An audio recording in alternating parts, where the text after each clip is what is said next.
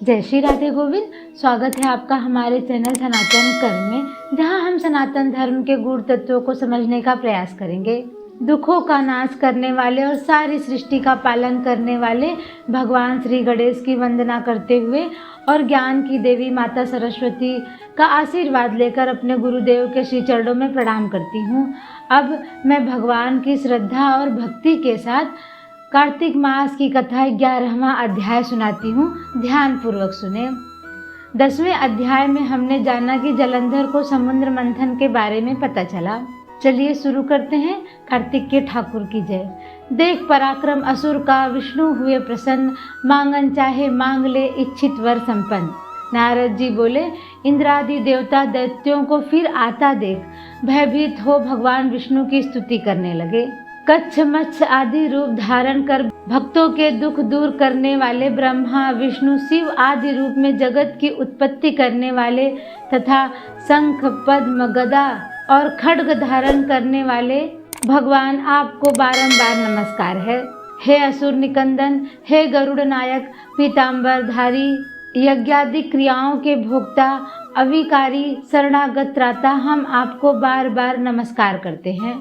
दैत्यों से संतापित मनुष्यों के दुखों को ध्वंस करने के लिए ब्रज रूप तथा शेषनाग की सैया पर शयन करने वाले सूर्य चंद्रमा रूपी 2 नेत्रधारी भगवान आपको बारंबार प्रणाम है। नारद जी बोले, इस प्रकार दैत्यों का नाश करने वाले भगवान विष्णु ने देवताओं के संकट को जान लिया। तब क्रोध से खिन्न होकर शीघ्र ही गरुड़ पर सवार हो लक्ष्मीपति दीनानाथ प्रभु लक्ष्मी जी से बोले, तेरा भ्राता जलंधर देवताओं को दुख देता है, इससे मुझे उन्होंने बुलाया है, सो मैं युद्ध के लिए जाता हूँ।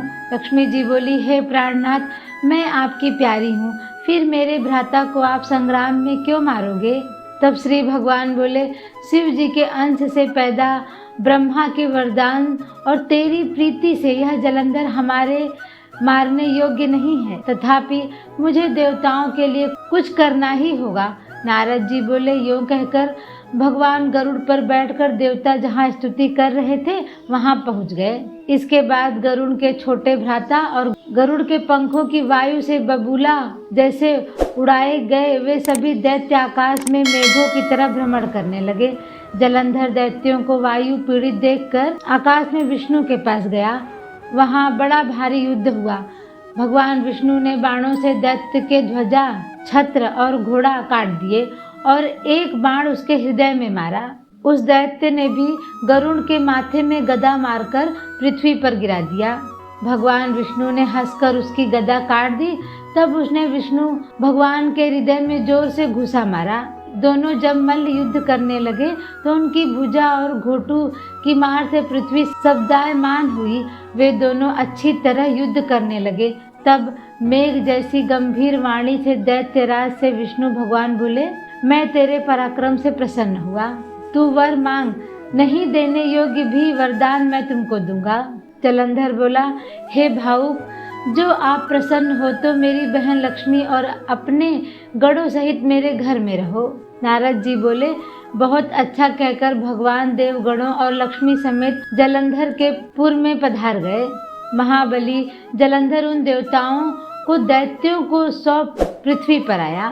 देवता गंधर्व सिद्ध तथा रत्न के समान उत्तम वस्तुओं को अपने अधिकार में करके तदेव गंधर्व सिद्ध सर्प राक्षस मनुष्य इनको अपने राज्य बसाकर वह त्रिलोकी का राज्य करने लगा। वह पिता तुल्य धर्म पूर्वक अपनी प्रजा का पालन करता था। मैं एक समय उसके राज्य का वैभव सुनकर उसे देखने तथा वहाँ रह रहे भगवान के दर्शन हेतु उसकी राजधानी जा पहुँचा। इसी के साथ 11वां अध्याय समाप्त हुआ। बोलो भगवान श्री राधे गोविंद की जय, मोर मुकुट बंसी वाले की जय, कार्तिक मास की जय, कार्तिक के ठाकुर की जय। अगर आपको ये वीडियो अच्छी लगी हो, पसंद आई हो तो लाइक और सब्सक्राइब करना ना भूलें। इस कार्तिक महात्म्य की कथा जो कि पद्म पुराण से ली गई है और लोगों तक पहुंचाने के लिए इस वीडियो को ज़्यादा से ज़्यादा शेयर करें, अपनी आध्यात्मिक यात्रा शुरू करें। मिलते हैं अगले वीडियो में। धन्यवाद।